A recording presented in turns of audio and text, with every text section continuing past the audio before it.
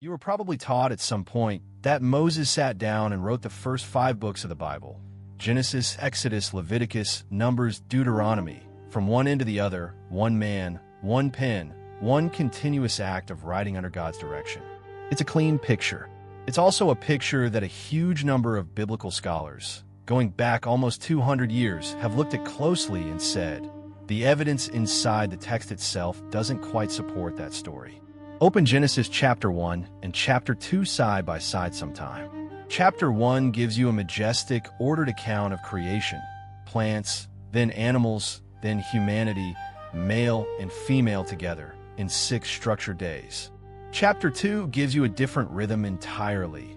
A man formed first from dust, then a garden, then animals, then finally a woman formed from his rib. Different pacing, different vocabulary, even a different name used for God. Elohim dominates chapter 1, while chapter 2 introduces the Lord God, YHWH Elohim, for the first time. 2 creation accounts, sitting back to back, told in noticeably different voices. This isn't a modern discovery invented to attack faith. Jewish and Christian readers noticed these seams for centuries before anyone called it a hypothesis. Rabbinic commentators in the medieval period wrestled with exactly these tensions, offering their own theological explanations for why the text reads the way it does, long before any German university existed to formalize a critical theory around it. The observation itself, that Genesis contains internal variation worth explaining, is old. What changed in the 19th century wasn't the discovery of the seams. It was a new explanation offered for why they're there. That's the kind of seam scholars started noticing centuries ago, and it's the seed of an idea now called the documentary hypothesis, the theory that the first 5 books of the Bible, the Torah, weren't written by one author at one time, but were woven together from multiple earlier sources, each with its own style, vocabulary, theological emphasis, and historical setting, combined by editors sometime later into the single continuous text we read today. I want to walk you through this carefully today, not to tear Scripture apart, and not to pretend the theory is bulletproof either. This is one of the most influential and most contested ideas in the history of biblical scholarship. And whatever you personally believe about who held the pen, you deserve to actually understand the argument instead of only hearing it dismissed or only hearing it assumed. Stay with me. I want to be upfront about something before we go further. This topic makes a lot of people nervous on both sides. Some people hear the Bible has multiple sources and immediately assume that means it's fabricated, unreliable, or somehow less inspired. Other people hear some scholars question single authorship and dismiss the whole conversation as liberal academic attack on faith without ever looking at the actual textual evidence being pointed to. Neither reaction gets you anywhere useful. The seams in the text are real and worth examining honestly. What they mean for your faith is a separate question, one you're allowed to actually think through instead of being handed a pre-packaged panic or a pre-packaged dismissal. The classic version of the documentary hypothesis, developed most famously by the German scholar Julius Wellhausen in the late 1800s, proposes 4 main sources behind the Torah, each identified by a letter. J, the Yahweh source, uses the divine name YHWH from the very beginning of creation and tells earthy, vivid, anthropomorphic stories. God walking in the garden, God closing the door of the ark with his own hand. E, the Elohim source, prefers the name Elohim, tends to be more concerned with dreams, angels, and prophetic mediation. D, the Deuteronomist source, is concentrated almost entirely in the book of Deuteronomy, with its own distinctive style of sermon-like exhortation calling Israel to centralized worship. And P, the priestly source, is obsessed with genealogies, precise dates, ritual law, and structured order, the kind of writer who counts things and organizes lists. The evidence scholars point to isn't just differing divine names. It's doublets, the same story told twice with different details, like 2 separate accounts of Abraham passing his wife off as a sister, or 2 overlapping flood narratives merged together, where you can trace one strand that says animals entered the ark by 2s and another strand that says clean animals enter by 7s. woven into a single chapter so tightly that the two counting systems sit right next to each other. It's also legal contradictions, different laws about where sacrifices can be offered, differing details about slavery regulations, apparent tensions between texts that seem to assume a portable tabernacle in the wilderness and texts that seem to assume a fixed, centralized temple much later in Israel's history. Scholars supporting this theory also point to vocabulary patterns that persist across supposedly separate sections regardless of subject matter. Certain Hebrew words and grammatical constructions that cluster consistently around the passages assigned to P, for instance, and different characteristic phrases clustering around passages assigned to J, almost like a fingerprint pattern showing up wherever that particular strand appears, even across entirely different stories and centuries of narrated time. The kind of consistent linguistic fingerprint, appearing wherever a given source is proposed to run through the text, is part of what convinced generations of scholars this wasn't simply stylistic variety within one author's own writing, but distinct authorial voices layered into the final composition. Under this theory, Moses didn't sit down and write Genesis through Deuteronomy in one sitting somewhere in the wilderness. Instead, different communities within ancient Israel across several centuries preserved their own traditions, some rooted in the northern kingdom, some in the southern kingdom, some among the priesthood, some tied to the reforms of King Josiah generations later. And eventually, sometime after the Babylonian exile, an editor or a small group of editors wove these strands together into the connected narrative we now call the Torah. Consider one more example scholars frequently point to: the two accounts of the flood's timing. In one strand of the narrative, the waters seem to rise and fall over roughly 40 days total. In another strand woven into the same chapters, the timeline stretches to over a year, with specific dates given for when the ark rested on the mountains and when the earth was finally fully dry. Read straight through, most people never notice the discrepancy because the editing is skillful enough to keep the combined story readable. But laid out side by side, the two internal timelines don't fully align, which is exactly the kind of evidence source critics use to argue that two once separate flood accounts were interwoven into a single continuous narrative rather than composed as one unified account from the start. This idea didn't appear overnight. A French physician named Jean Astruc in 1753 was one of the first to notice the alternating use of divine names in Genesis and proposed that Moses might have compiled his book from earlier documents. Ironically, Astruc thought he was defending Mosaic authorship by explaining the seams, not undermining it. Over the following century, German scholars built on this observation, gradually separating out more and more distinct strands, until Wellhausen synthesized the whole thing into the four-source model in 1878. It is influential work on the history of Israel. Wellhausen didn't just identify sources. He arranged them into a developmental story about the evolution of Israelite religion, arguing that the sources reflected different stages of Israel moving from simple, spontaneous worship toward increasingly complex, centralized, priestly ritual. Under this framework, the priestly source, with all its detailed ritual law, was seen as the latest and most developed layer, reflecting the concerns of priests writing generations after the exile, projecting their concerns for order and ritual purity back onto the story of the wilderness wandering. This theory became, for well over a century, close to the default assumption in mainstream university biblical studies. It reshaped how entire generations of scholars, seminarians, and even many pastors were trained to read the Pentateuch, not as a single seamless composition, but as a layered document, assembled from sources with distinct theological personalities, each contributing its own emphasis to the final combined text. By the early 20th century, the four-source model had become so entrenched that it was often taught less as a hypothesis to be tested and more as an established fact to be memorized, complete with detailed verse-by-verse charts assigning nearly every line of the Pentateuch to J, E, D, or P.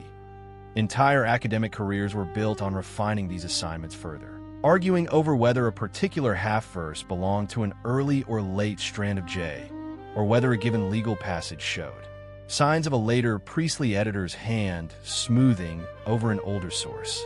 That level of granular confidence is precisely what later generations of scholars would eventually push back against, once the underlying assumptions started to be questioned more directly. It's worth noting, though, that Wellhausen's specific version has itself been heavily revised since.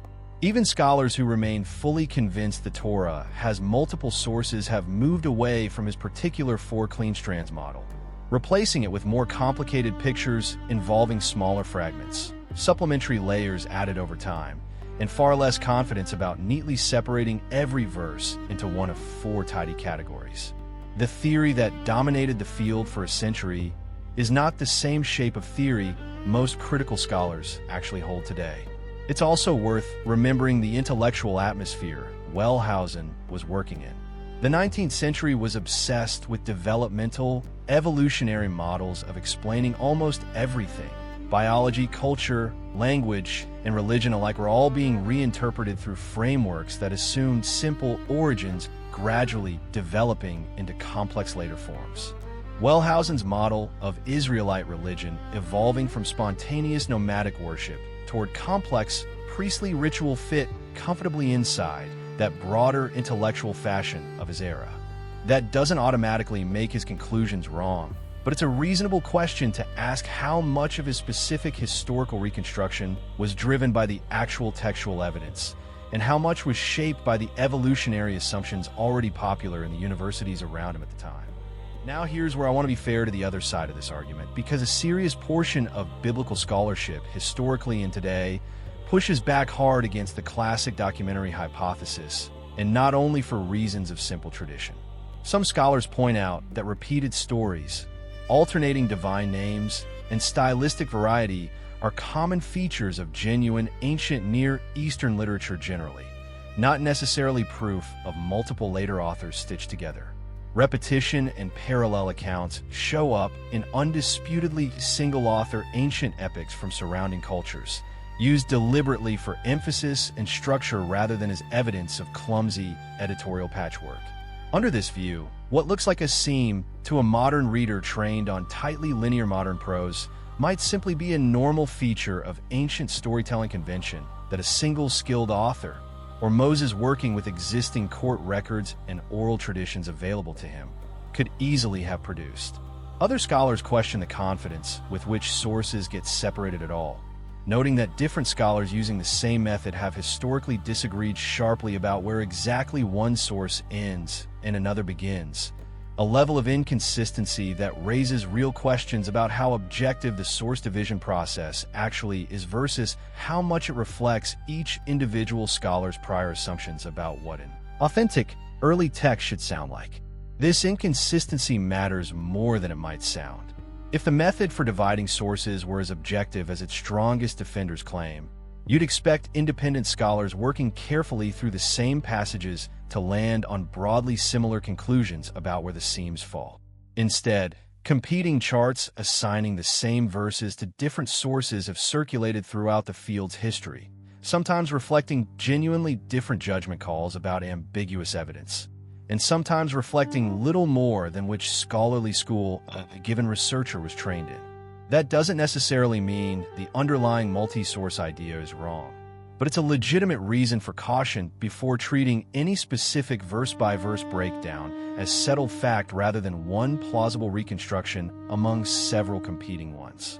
There's also a growing middle position among scholars today, sometimes called the supplementary hypothesis, which agrees that the Torah likely developed over time through real editorial activity, without going all the way to Wellhausen's confident four-clean source model, proposing instead a core text that was gradually supplemented and expanded across generations, rather than several complete parallel documents cut up and interwoven verse by verse.